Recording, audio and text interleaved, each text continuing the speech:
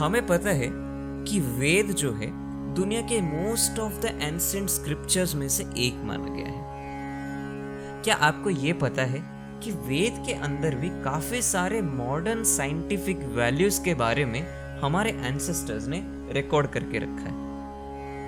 अगर आपको इन्हीं सारे मॉडर्न साइंटिफिक वैल्यूज के बारे में जानना है तो फिर मेरे साथ बने रहिए।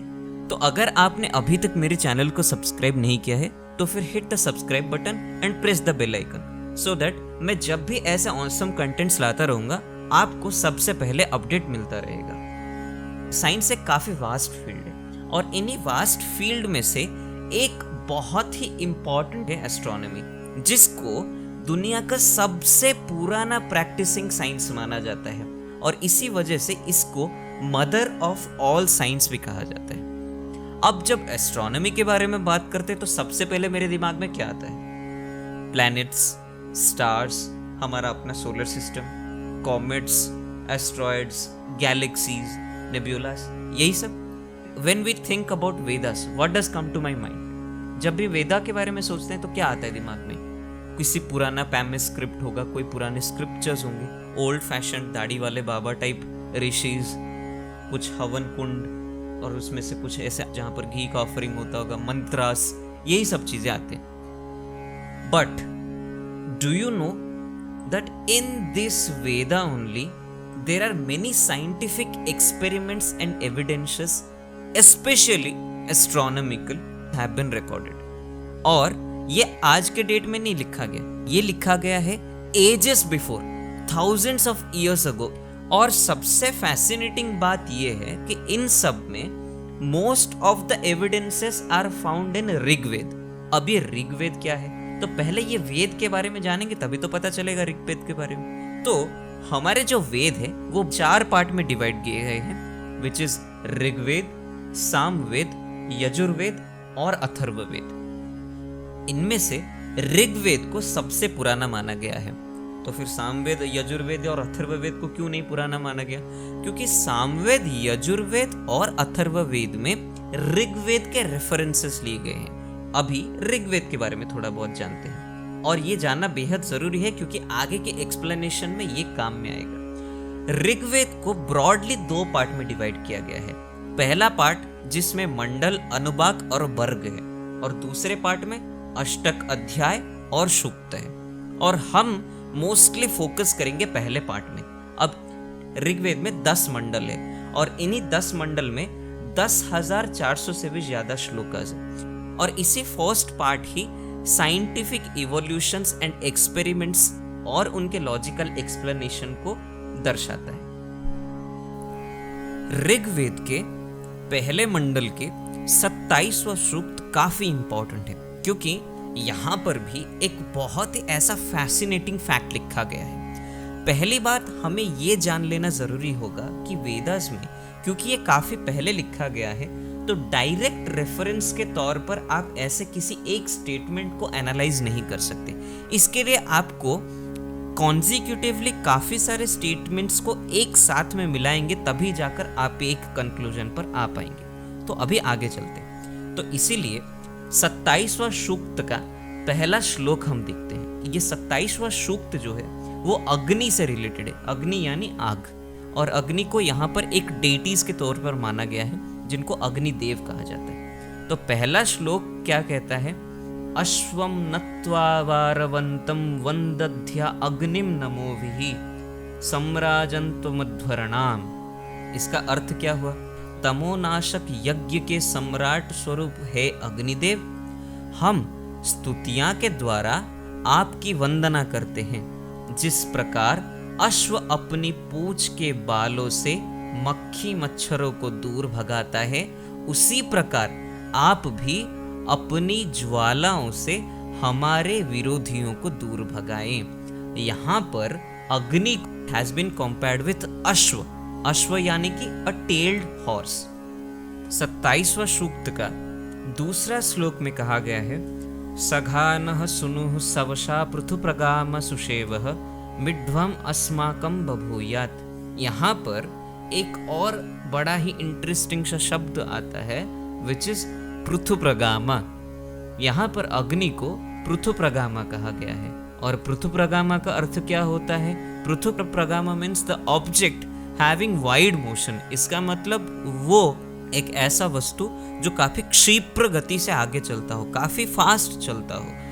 उसे 27वां सूक्त का 6ठा श्लोक कि विभक्ता से चित्रभानो सिंधुरोर्मा उपाका सद्यो दासुषे क्षरसी।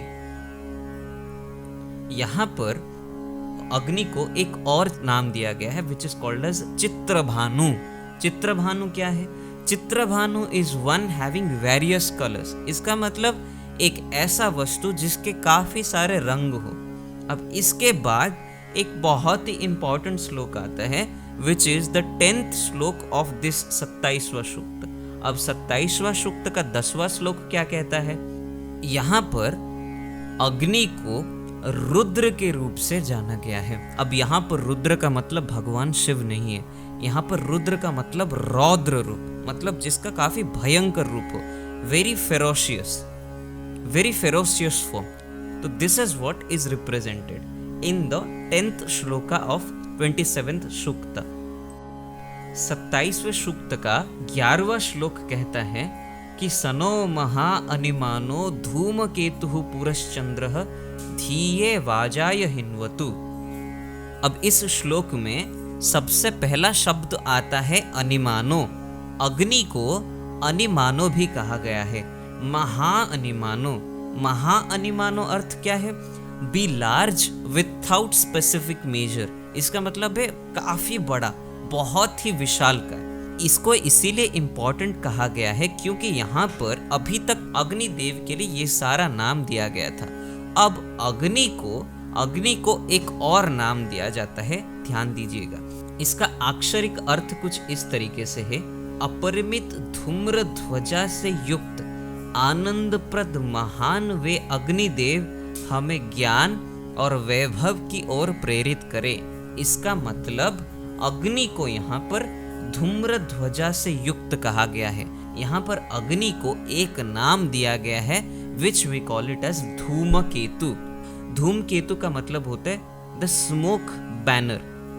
तो इसको इंग्लिश में इसका अर्थ ये है कि may the great limitable brilliant धूमकेतु be pleased with our right and inspire us. 27वें सूक्त का 12वां श्लोक हमें ये कहता है सरेवा इव विश्वतिर्दैव्यः केतुः शृणोतु नः उक्थैरग्निर्बृहद्भानुः। यहाँ पर इसका हिंदी अर्थ है विश्वपालक अत्यंत तेजस्वी और ध्वजा सदृश गुणों से युक्त दूरदर्शी वे अग्निदेव वैभवशाली राजा के समान हमारे स्तवन रूपी वाणियों को ग्रहण करें। अब यहाँ पर गौर करने लायक ऐसे कुछ शब्द हैं। पहला है विस्पति, देव्यः, केतुः और बृहद्भानु। ये 4 शब्द जो है, इन सारे शब्दों को अगर एक साथ में मिलाता हूं, this represents a big bright celestial Herald.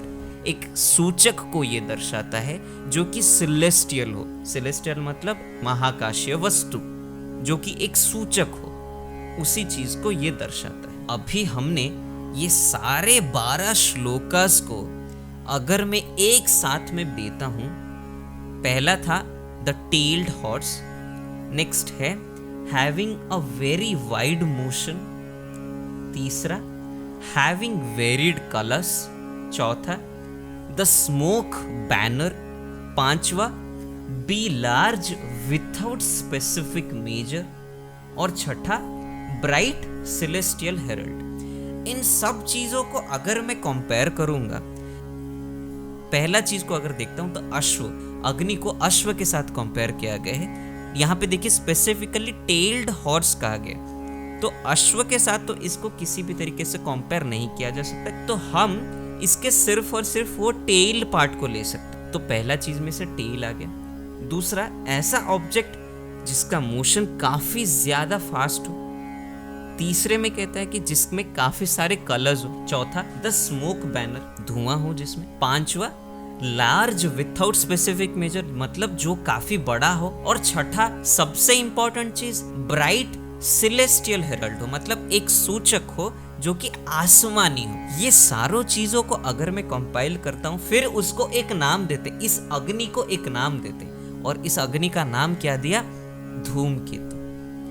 अगर इन सारे मेजर्स को, स्पेसिफिक कैरेक्टरिस्टिक्स को मिलाता हूं, वो सिर्फ और सिर्फ एक ही ऑब्जेक्ट को पॉइंट करता है, दैट इज कॉमेट। तो 27वां सूक्त में हमें कॉमेट के बारे में इतना अच्छा खासा डिटेल्ड एक्सप्लेनेशन दिया गया है।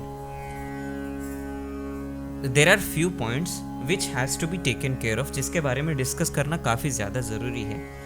सबसे पहला ऑफिशियल कॉमेट का डिस्कवरी थ्रू टेलीस्कोप हुआ 1680 में bye गॉडफ्रेड। Since antiquities, most of the time various people have recorded the observations of comet in various forms.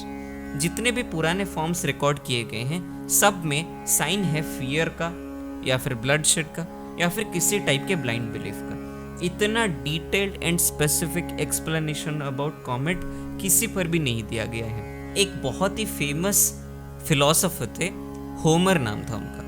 अब होमर ने कहा था कि the helmet of Achilles shone like the red star that from his flaming hair shakes down disease, pestilence and war.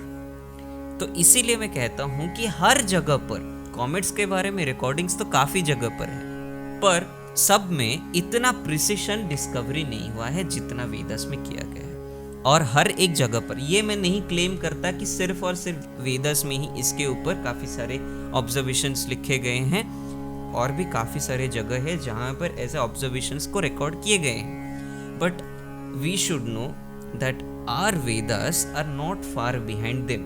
Our ancestors have recorded these informations ages before the modern astronomy has started taking pace up. The very first scientific record, I claim it with Vedas.